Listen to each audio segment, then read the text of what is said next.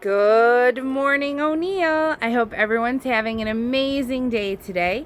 It is Thursday, April 2nd, and we're hanging out on my deck today, enjoying the crisp morning. I hope that you were able to log in again today and work on your assignments with your teachers. I know I've been seeing so many amazing activities and discussions, and I'm just so glad that you're able to continue learning and to continue to be connected to O'Neill.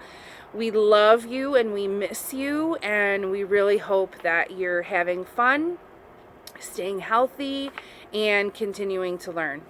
And that's what we're going to do today. We're going to read Penguin Chick. And this is by Betty Tatham. And when I post this, there'll be some extra penguin activities for you to do and have some fun with at home. All right, let's get started. A fierce wind howls. It whips snow across the ice. Here, a female emperor penguin has just laid an egg. It is the only egg she will lay this year. And most birds build nests for their eggs. But on the ice in Antarctica, there are no twigs or leaves. There is no grass or mud. Nothing to build a nest with. Nothing but snow and ice.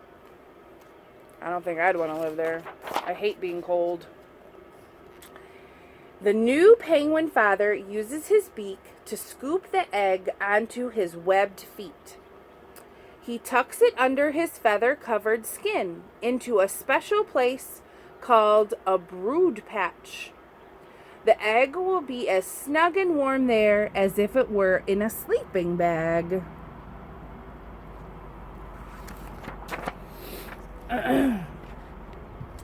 One of the penguin parents must stay with the egg to keep it warm. But where penguins lay their eggs, there is no food for them to eat. The penguin father is bigger and fatter than the mother. He can live longer without food. So the father penguin stays with the egg while the mother travels to the sea to find food. The two parents sing together before the mother penguin leaves.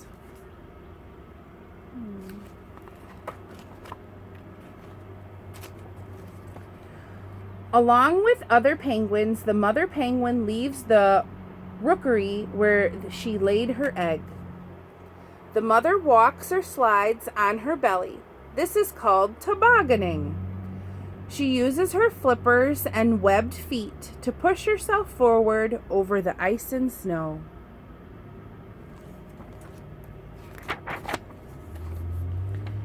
Because it's winter in Antarctica, water near the shore is frozen for many miles.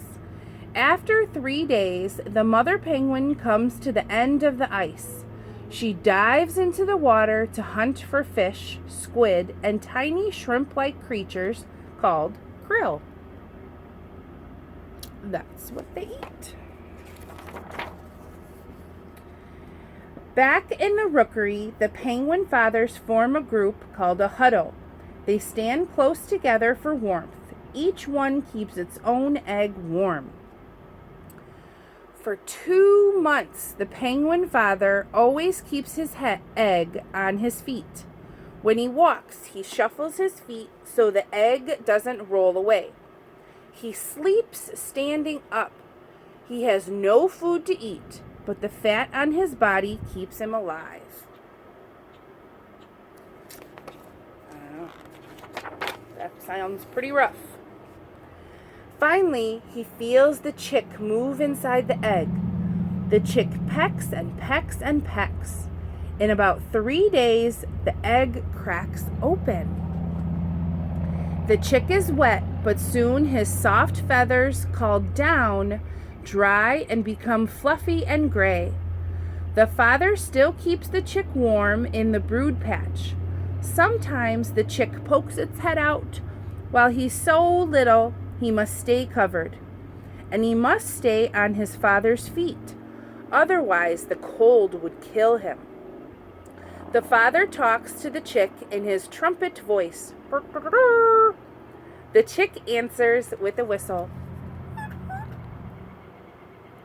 I don't know how to whistle. I've never learned how to whistle. I can't do it. So I'm sorry. Couldn't whistle there. The father's trumpet called echoes across the ice.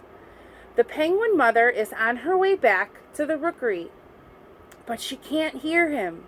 She's still too far away. If the mother doesn't come back soon with food, the chick will die. 2 days pass before the mother can hear the father penguin's call.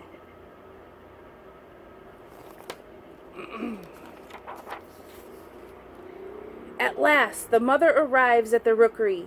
She cuddles close to her chick and trumpets to him. They don't sound like that. He whistles back. With her beak, she brushes his soft gray down. The mother swallowed many fish before she left the ocean. She brings some of this food back up from her stomach and feeds her chick. She has enough food to keep him fed for weeks. He stays on her feet and snuggles into her brood patch. So, that kind of sounds gross, but that's what penguins do. They throw up their food for their babies to eat. Not what I would choose, but hey, that's penguins. The father is very hungry, so he travels to open water. Oh, there's the train by my house. All right. There he dives to hunt for food. Weeks later, the father returns with more food for the chick. So they're taking turns. Each day, the parents preen or brush the chick's downy coat with their beaks. This keeps the down fluffy and keeps the chick warm. They're so cute. That's a lot of work. As the chick gets bigger, he and the other chicks no longer need to stay on their parents' feet. Instead, they stay together to keep warm. This group of chicks is called a crèche or a nursery. The chick now spends most of its time here, but he still rushes to his mother or father to be fed when either one comes back from the ocean. Sometimes the chicks and the other young penguins dig their beaks into the ice to help them walk up the slippery hill. They toboggan down fast on their fluffy bellies. So trying to have fun while they wait for their food to get thrown up back into their mouths. The chick grows and grows. After 5 months, he has grown into a junior penguin. He is old enough to travel to the ocean. So in Antarctica, they're the opposite of us because they're in the southern hemisphere. So their winter is actually August. And then it goes the opposite for us. So September, it's still winter. Their spring is October. And that's when the chick is getting a little bit bigger. And November and December. And their summer is January. So when we're in winter, Antarctica is in summer.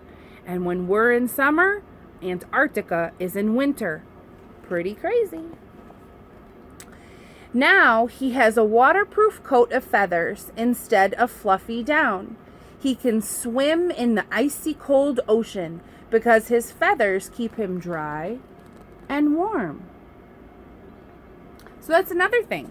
Penguins are birds that do not fly, but man, they can go pretty darn fast in the water. The young penguin spends most of his time in the water. He swims, flapping his flippers as if he were flying underwater. Oh, like I just said that. He uses his webbed feet to steer wherever he wants to go. He catches a fish with his beak and swallows it head first. See, now he can eat his own food and he doesn't need to get thrown up on by his parents.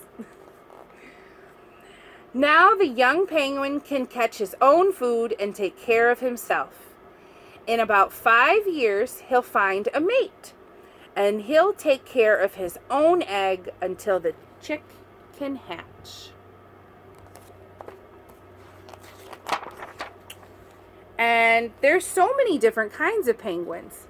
There's the king penguin, the king penguin, which is what this story was mostly about, and they live in Antarctica.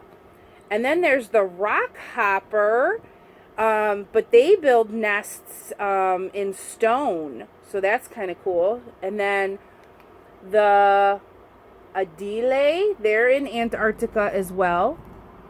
And then there's so many different kinds of penguins.